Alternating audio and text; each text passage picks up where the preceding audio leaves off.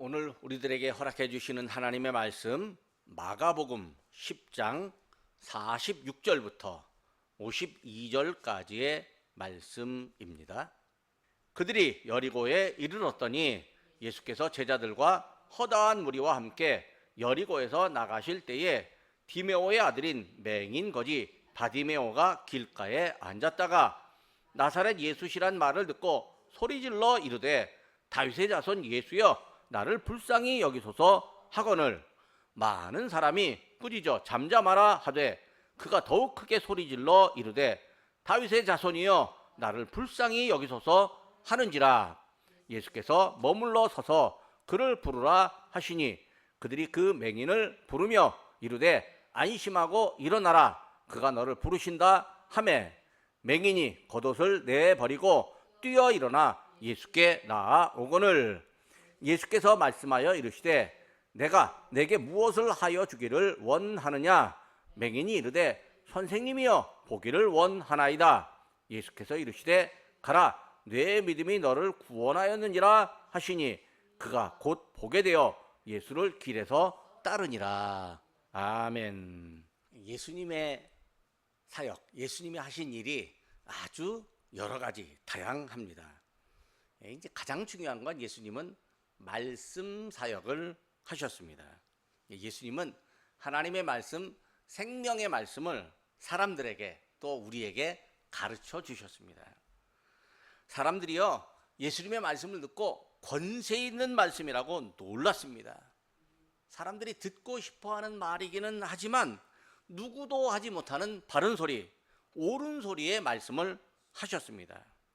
어떤 사람들은요 예수님의 말씀이 통쾌하다고 느낀 적이 있었다고 합니다. 그러나 사람들의 귀에 듣기 좋은 말만 하는 것이 아니고요 하나님 나라의 비밀을 말씀하셨습니다. 예수님이 하시는 놀라운 말씀을 들으려고 사람들이 많이 모였습니다. 오늘 본문에도 사람들이 많이 모였다고 합니다. 예수님은요 또 제자들을 부르시고 훈련시켰습니다. 예수님이 제자들과 함께 다니셨고 함께 먹고 함께 주무셨습니다. 예수님이 제자들과 대화하시고 제자들의 생활 모습을 보면서 상황에 적절한 말씀으로 가르쳐 주셨습니다. 제자들에게 예수님을 따르는 자세, 하나님 나라의 일꾼으로 살아가는 방법, 또 사람들과의 관계, 이런 생각과 마음을 가르쳐 주셨습니다. 제자들에게 전도하는 방법도 가르치고 사람을 대하는 자세와 방법도 가르쳐 주셨습니다. 이 모든 가르침이 함께하는 제자를 훈련시키는 일이었습니다. 예수님은 제자들에게 예수님이 감당하셨던 생명사역을 계승시키셨습니다. 예수님이 부활하신 후에 제자들에게 전 세계로 나가서 제자를 삼으라고 하시고는 세상 끝날까지 그들과 함께 하겠다고 약속하셨습니다. 예수님이 말씀을 가르치신 목적, 제자들을 훈련시키신 목적이 사실은 예수님의 생명사역을 제자들에게 계승하기 위함이었습니다. 예수님이 부활 후에 승천하시고 세상에 안 계실 때 제자들이 예수님의 생명사역을 잘 감당해야 했습니다. 그리고 예수님은요 또 세상에서 하나님의 일을 하실 때 아픈 사람을 고치시는 치유사역을 하셨습니다. 귀신 들린 사람을 고치시고 아픈 사람을 낫게 하셔서 정상적인 생활을 하게 하셨습니다. 또 마음의 병을 가진 사람에게 치유의 말씀으로 마음의 병을 고쳐 주셨습니다. 이 마음의 병 중에 죄책감이라고 하는 게 있습니다.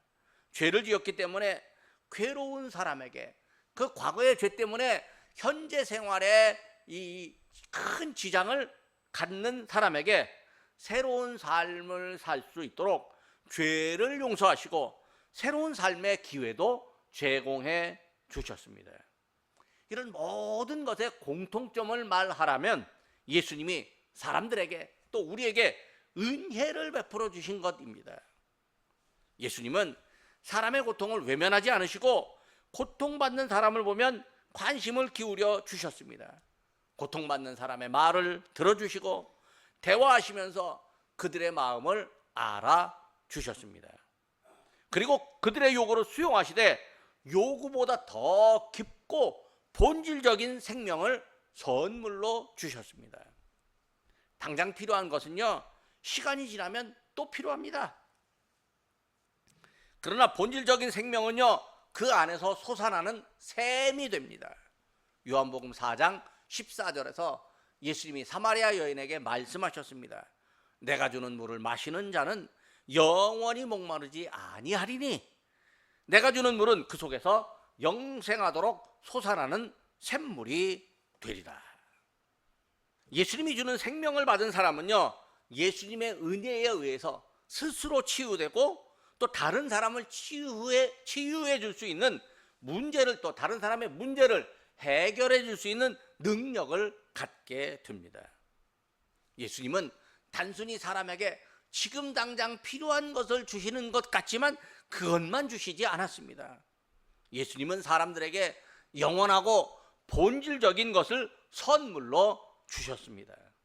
오늘 본문에서 예수님이 아픈 사람 하나를 고쳐주시는데 단순히 고치시는 것에서 그치지 않고 영원하고 본질적인 것을 선물로 주셨다는 것을 확인할 수 있습니다. 첫째로 예수님은 치유의 소망이신 은혜의 주님입니다. 예수님이 제자들과 함께 여리고라고 하는 도시를 지나갈 때였습니다. 이미 예수님의 능력이 소문으로 퍼져서 예수님이 지나가는 곳에 사람들이 많이 따라다녔습니다. 혹시라도 예수님의 능력을 볼 수 있을까? 예수님의 능력 행하심의 혜택을 내가 조금이라도 받을 수 있을까? 막연한 기대감을 갖고 예수님을 따르는 사람도 있을 것입니다. 사람이 많으니까요, 자연히 시끄러운 소리가 들립니다. 아이고, 정치가들 선거 때 정치가들 나와갖고 요 앞에서 뭐 연설하면 사람들이 많습니다.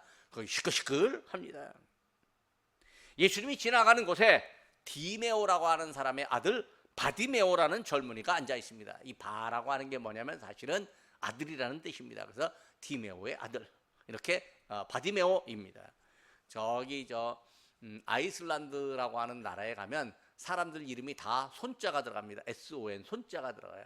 왜 손자가 들어가냐면 그 이름을 들으면 아무개의 아들이다라고 하는 뜻이죠. 예를 들어 축구선수 시구르드 손이라고 하는 친구가 있는데 시구르드라고 하는 사람의 아들이라는 뜻입니다. 성은 아들이라는 이름을 붙이고 이름을 또 하나 붙이면 아들 나면 그 이름에 손자가 붙여서 성이 된다라고 합니다.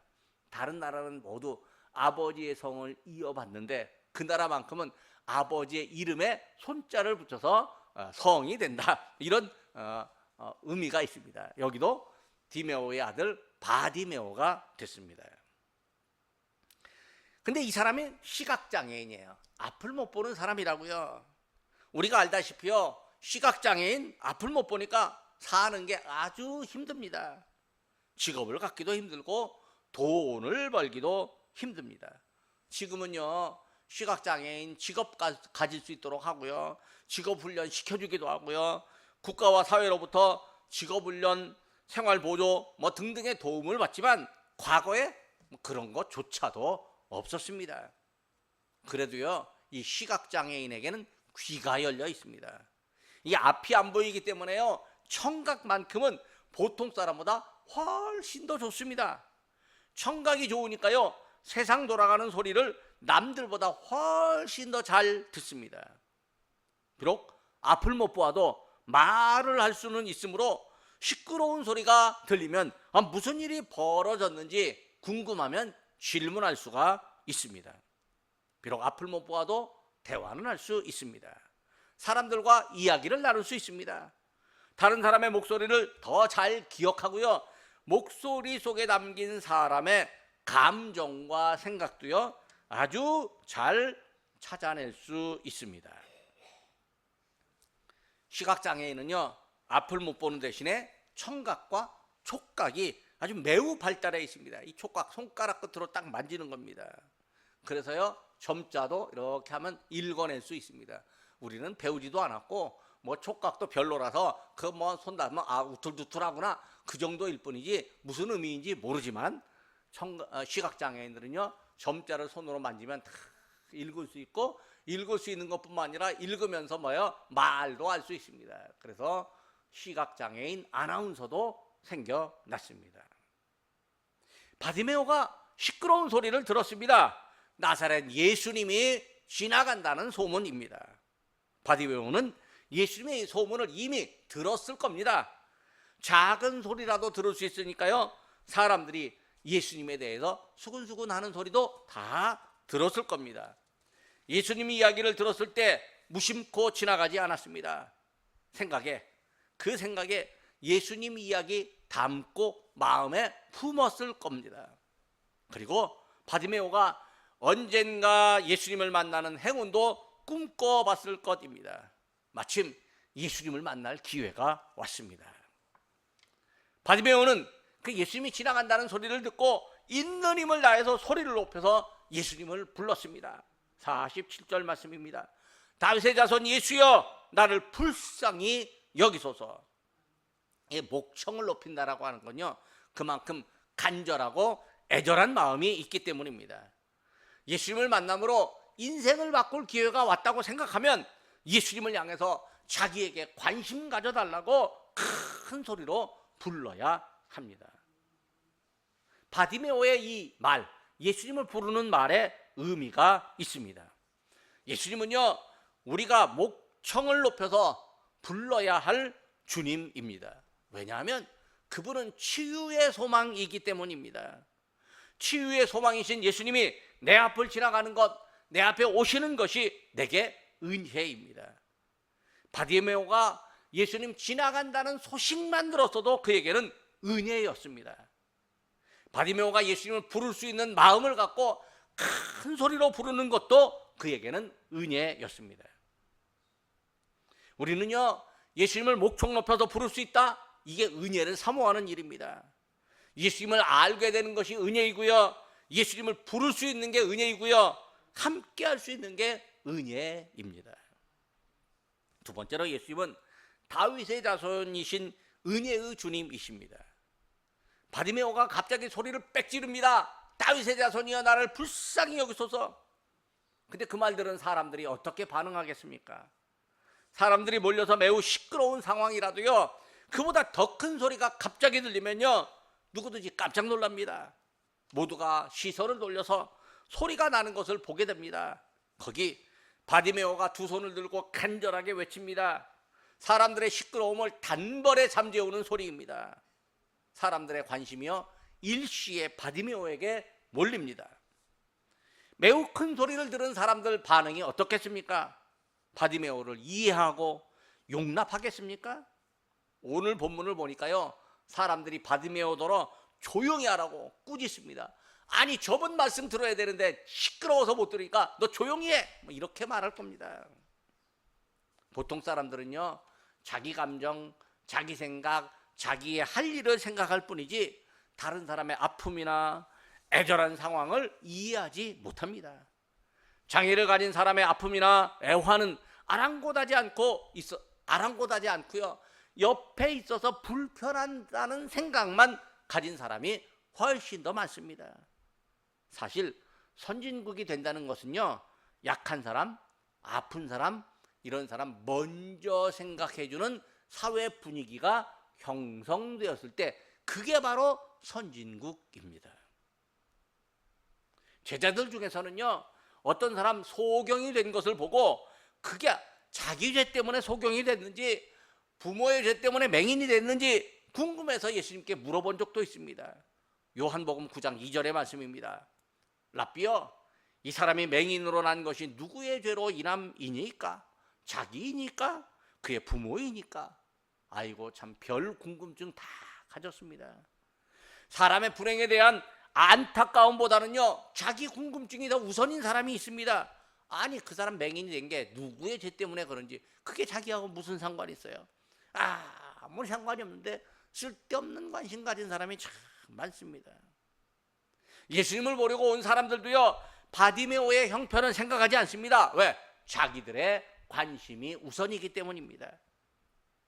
예수님께 모인 사람들이 예수님에게서 나오는 은혜를 받으려고 하는데요, 바디메오의 소리가 사람들이 기대하는 말을 은근히 방해하는 꼴이 되었습니다. 그렇지만요, 여러분, 우리가 은혜를 받으려고 할 때는요, 어떤 방해를 받아도 그 은혜는 끊어지지 않습니다. 그 은혜는 멈추지도 않습니다. 어떤 방해가 있어도 우리가 주님을 똑바로 바라보기만 하면 주님께서 우리에게 은혜를 허락해 주십니다. 사람들이 꾸짖으니까요, 바디메오가 더 목소리를 높입니다. 48절입니다. 많은 사람이 꾸짖어 잠잠하라 하되 그가 더욱 크게 소리질러 이르되 다윗의 자손이여 나를 불쌍히 여기소서 하는지라. 다른 사람들의 꾸짖으며 어쩌면 당연한 듯 보입니다. 그러나 은혜를 받으려고 한다면요, 당연하고 합리적인 꾸짖음이라고 할지라도 괴념치 않습니다. 아이, 그거 무시합니다. 왜? 예수님 만나서 은혜 받는 게 먼저이기 때문입니다. 바디메오의 목소리에는요, 예수님의 권위를 다윗에게까지 두는 믿음을 담고 있습니다. 이전에 다윗이 하나님의 은혜를 받은 왕이었습니다. 다윗은 하나님의 은혜를 국가 통치에 적용했습니다. 사람들이 다윗을 위대한 왕으로 존경하고 자랑스러워합니다. 당시 유대인들은요, 다윗의 후손이라고 하는 사실을 자랑스러워했습니다. 그런데 예수님은 혈통적으로도 다윗의 자손으로 오셨습니다. 다윗의 자손이라고 부른다는 그 바디메오의 말은요, 예수님께서 다윗 시대에 있었던 은혜보다 더 크고 영원한 본질적 은혜를 주실 것을 믿는 고백입니다. 셋째로, 예수님은 요구를 들으시는 은혜의 주님이십니다. 예수님이 지나가시다가 바디메오의 외침을 들었습니다. 사람들은 바디메오를 꾸짖고 저리 가라고 하지만 예수님은 듣고 서서 기억하고 바디메오를 부르셨습니다. 비로소 사람들이 바디메오에게 안심하라고 말합니다. 예수님이 너를 부르니까 일어나서 가라고 알려줍니다. 49절 말씀입니다. 예수께서 머물러 서서 그를 부르라 하시니 그들이 그 맹인을 부르며 이르되 안심하고 일어나라, 그가 너를 부르신다 하매. 사람들이요, 은혜를 막는다고 할지라도 은혜가 필요한 사람에게는 예수님이 그 길을 열어주십니다. 예수님이 은혜의 길이 열려야 한다는 사실을 알고 은혜의 길을 열어주십니다. 예수님이 바디메오의 음성을 들으셨습니다. 음성 속에 담긴 간절함과 필요한 은혜를 들으셨습니다. 사람은 다른 사람의 목소리에 담긴 사람의 감정을 알아차리게 되어 있습니다. 그런데 자기의 감정에 따라서 또 자기의 형편에 따라서 다른 사람의 목소리에 해석이 달라지기도 하고 자기의 욕구에 따라서 다른 사람의 목소리에 대한 수용과 거부 혹은 무관심으로 나타내기도 합니다. 그러나 예수님은요, 일반 사람들의 상식적인 생각에 머물지 않았습니다. 예수님은 철저하게 은혜가 필요한 사람의 감정을 알아주셨고 은혜가 필요한 사람의 형편과 처지를 먼저 배려하셨습니다. 제한적으로 배려하는 것도 아니고 완전하게 배려하셨습니다. 은혜가 이런 겁니다. 우리 예수님이 우리의 형편과 처지를 알아주십니다. 오늘 우리의 형편과 처지가 쉽지 않습니다. 몸도 아프고 경제적으로도 어렵고 뭐 투자를 했는데 그게 뭐 날리기도 하고 뭔가 그 계획하는데 앞을 향한 희망이 보이지 않을 수도 있습니다. 우리 예수님이 그러나 그것을 알고 계십니다. 우리 예수님이 우리를 완전하게 알고 계시고 또 이해해 주십니다. 우리 예수님이 우리에게 관심을 가져주시고 은혜를 주시려고 준비하셨습니다. 바디메오가 예수님을 부르는 소리, 은혜의 소식을 들었습니다. 예수님께서 그를 부르는 소리가 은혜의 소식입니다. 바디메오가 겉옷을 벗어버리고 뛰어 일어나 예수님께 달려갑니다. 이 앞을 못 보는 사람이 뛰어간다는 건요, 넘어질 거 각오하는 겁니다. 아니, 넘어진다는 것은 생각도 안 납니다. 왜냐하면 예수님을 만나서 은혜를 받는 일이 우선이기 때문입니다. 예수님은요, 우리가 열일을 제쳐놓고 가장 먼저 달려가 만나야 할 분입니다. 예수님을 만나는 일에는요, 지체하면 안 됩니다. 마지막으로 예수님은 사람을 구원하는 은혜의 주님이십니다. 예수님은 당신 앞에 달려온 바디메오를 보셨습니다. 예수님이 아주 부드러운 음성으로 바디메오에게 무엇을 해주기를 원하느냐라고 질문하셨습니다. 51절 앞부분 말씀입니다. 예수께서 말씀하여 이르시되 내게 무엇을 하여 주기를 원하느냐. 예수님은요, 바디메오 탁 보면 뭐가 필요한지 이미 다 알고 계십니다. 뭐가 필요한지 다 알고 계시는데도 그럼에도 불구하고 예수님이 왜 질문을 하실까요? 예수님이 그에게 관심을 보이기 때문입니다. 예수님이 바로 너 눈뜨기를 원하는 거지? 내가 눈 떠줄게 하면서 바로 고쳐주시면 얼마나 좋겠습니까? 근데요, 바로 고쳐주면 당장에는 고마운데요, 시간 지나면 고마움을 잊습니다. 예수님 안 따라가는 거 보면요, 다른 사람이 그 사람이 눈뜨게 했는데 너 왜 예수님 안 따라? 그러면 내가 언제 눈뜨게 해달라고 그랬어? 본인이 알아서 뜨게 해준 거지. 이 사람들 핑계가 이럴 수 있습니다. 예수님의 구주되심도 잊어버립니다. 당장에는 예수님을 믿어도요, 시간 지나면 예수님을 향한 믿음이 사라집니다. 예수님은 사람들에게 한 번 믿는 것보다 지속적으로 믿기를 원하십니다. 한 번 고마워하기보다 지속적으로 고마워하고 감사하는 마음으로 살기 원하십니다. 지속적인 고마움, 지속적인 믿음이 사람의 인생 방향을 바꾸기 때문입니다. 예수님은 바디메오와 대화하면서 바디메오의 마음에 예수님이 멋진 분이라는 것을 심어주셔야 합니다. 비록 다윗의 자손 예수라고 불렀어도 예수님을 영원한 구주로 믿게 해야 합니다. 그래서 예수님이 바디메오에게 무엇을 해주기를 원하느냐고 질문하셨습니다. 우리가 남을 돕는다고 하면서도요, 필요하다고 생각되는 것 있으면 그냥 줄 수 있는데요, 그냥 주는 게 아닙니다. 반드시 어떤 것을 요구하고 주느냐? 그것도 아닙니다. 먼저 말 듣고 대화하고 마음과 마음이 통하는 일을 먼저 하고 그리고 주어야 됩니다. 그것이 은혜의 일이고 그에게 은혜를 지속적으로 기억하게 하는 일이기 때문입니다. 필요하다고 덜컥 주는 건 동량에 불과합니다. 근데 덜컥 주지 않고 그 사람과 이야기 나누고 주면 그 사람 마음에 새로운 인생에 대한 소망이 생깁니다. 예수님의 질문에 바디메오가 보기를 원한다고 대답했습니다. 51절 후반부입니다. 맹인이 이르되 선생님이여 보기를 원하나이다. 그런데요, 예수님이 대답하시는데 바디메오의 요구하는 초점이 좀 다릅니다. 바디메오의 말에 직접적으로 대답하지 않으십니다. 바디메오가 보기를 원한다고 했을 때 예수님이 그에게 이제 앞으로 보게 될 거다 이렇게 대답하셔야 했는데 우리 예수님이 그렇게 말씀하지 않았습니다. 대답의 초점이 왜 다를까요? 앞을 보게 되는 것은 치유이고요, 새로운 인생입니다.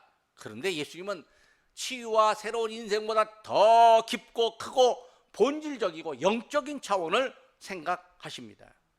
예수님이 바디메오에게 믿음이 그를 구원하였다라고 선포합니다. 52절 앞부분입니다. 예수께서 이르시되 가라, 내 믿음이 너를 구원하였느니라. 예수님은요, 바디메오의 요구보다 더 크고 영원하고 본질적인 대답을 주셨습니다. 믿음과 구원이라는 은혜입니다. 믿음으로 구원받았다는 사실, 이것이 은혜입니다. 예수님을 다윗의 자손이라고 부르는 믿음, 사람들의 나무라무가 꾸짖음에도 포기하지 않고 예수님을 찾는 그 믿음이 그를 구원하였습니다. 예수님의 말씀 들은 바디메오는 곧 보게 되어서 예수님을 따랐습니다. 52절 후반부입니다. 그가 곧 보게 되어 예수를 길에서 따르니라. 어린이 찬송가에 이런 말이 있습니다. 예수님이 말씀하시니 바디메오가 눈을 떴다네. 예수님이 말씀하시니 바디메오가 눈을 떴다네. 예수님 나에게도 말씀하셔서 새롭게 변화시켜 주소서. 예수님이 말씀하신 구원, 바디메오에게 말한 구원은요, 1차적으로 눈을 떠서 보는 겁니다. 바디메오에게서 그 구원은요, 1차적인 것을 지나서 그걸 포함해서 그 이상입니다. 더 중요한 의미는 바디메오의 삶이 새롭게 되는 것이고 예수님을 믿고 따르는 은혜였습니다. 예수님을 만나서 예수님과 함께 하나님 나라를 향해 가는 생활입니다. 이야기를 하나 하고 마치려고 합니다. 시계를 평가하는 사람들이 있습니다. 이 시계 장인인데요, 이 사람들에게는 흥미로운 원칙이 있습니다. 이 시계들 보면요, 아주 화려한 금박으로 다이아몬드로 장식돼서 번쩍번쩍하는 제품들이 있습니다. 겉보기에는 세상의 모든 부와 명예를 담은 듯 화려하고 비싸게 보입니다. 뭐 1억 이상 되고 10억짜리 시계도 있습니다. 근데 진짜 시계 장인은요, 시계를 평가할 때 이 겉포장이나 금빛 도금 뭐 이거 먼저 안 본대요. 시계 내부에서 어떻게 돌아가고 있는지를 정밀 기계 장치를 들여다 본답니다. 겉모습은 번지르르한데요, 내부에 톱니바퀴가 닳았거나 또 핵심적인 태엽이 부러진 시계는요, 정해진 시간을 맞추지를 못합니다. 시간도 못 맞추고 가리키지 못하고 멈춰버립니다. 하루에 딱 2번은 맞춥니다. 왜? 그 시간 그대로 하루에 24시간이 도니까 그대로 맞추긴 하지만 24시간을 제대로 맞추지 못합니다. 반면에요, 겉모습은 수수한 스테인리스 시계이지만 내부의 기계 장치들이 완벽하게 맞물리고 정교함을 유지하는 시계는요, 오랜 세월 동안 단 한치의 오차도 없이 정확하게 시계를 맞춘다고 합니다. 시계를 감싼 껍데기의 화려함이 아니라요, 시간을 움직이는 중심, 그것의 정밀함이 더 좋은 시계입니다. 바디메오의 믿음이 바로 이와 같습니다. 사람들은 예수님의 권능과 말씀에 치중하지만 바디메오는 예수님을 다윗의 자손이라고 구주이심을 고백했습니다. 이런 고백이 그의 믿음의 표현이었고 칭찬받고 구원받는 믿음이었습니다. 예수님이 우리를 은혜로 불러주십니다. 부름을 들은 우리는요, 예수님을 향한 믿음의 고백을 하고 믿음으로 구원받았다는 복된 말씀, 은혜의 말씀을 듣습니다. 기도하겠습니다. 사람이 어찌할 수 없는 속박에서 저희를 만나주시고 해방시켜주신 하나님 아버지, 하나님의 은혜가 아니면 단 하루도 목숨을 이어갈 수 없는 저희를 은혜로 불러주시니 감사드립니다. 예수님이 그 옛날 제자들을 부르시고 훈련시키셨던 것처럼 저희도 부르시고 훈련시키시는 줄 저희가 믿습니다. 예수님의 말씀을 듣고 아멘으로 순종하게 하옵소서. 저희의 병든 육신과 마음을 예수님이 찾아오셔서 치유하여 주옵소서. 사람이 스스로 어찌할 수 없어서 주님만 바라볼 때 주님께서 치유의 능력을 바라시고 오직 주님만 영광받아 주옵소서. 예수님이 육신으로는 다윗의 혈통이었지만 구원자로 오시고 해방자로 저희에게 은혜를 베푸셨음을 믿습니다. 그 은혜에 저희가 감격하게 하시옵소서. 구원의 비밀을 깨닫게 하시는 하나님 아버지, 저희가 간절히 부르짖을 때 예수님이 들으시고 응답하시는 줄 믿습니다. 저희가 무엇을 할 수 없을 때라도 할 수 있는 믿음을 주시니 감사드립니다. 예수님이 저희의 믿음을 보시고 잘했다 칭찬하시며 구원을 선언하신 줄 믿습니다. 저희의 믿음 고백으로 인해 구원의 선언을 듣고 또 다른 이들에게 구원을 선포하는 아름다운 믿음으로 삼으시옵소서. 예수님이 사람들의 요구보다 더 크고 넓으며 영적이고 본질적인 차원의 복을 주시는 줄 저희가 믿사오니 그 복을 사모하며 듣고 믿는 저희로 삼아 주시옵소서. 예수님의 이름으로 기도드립니다. 아멘.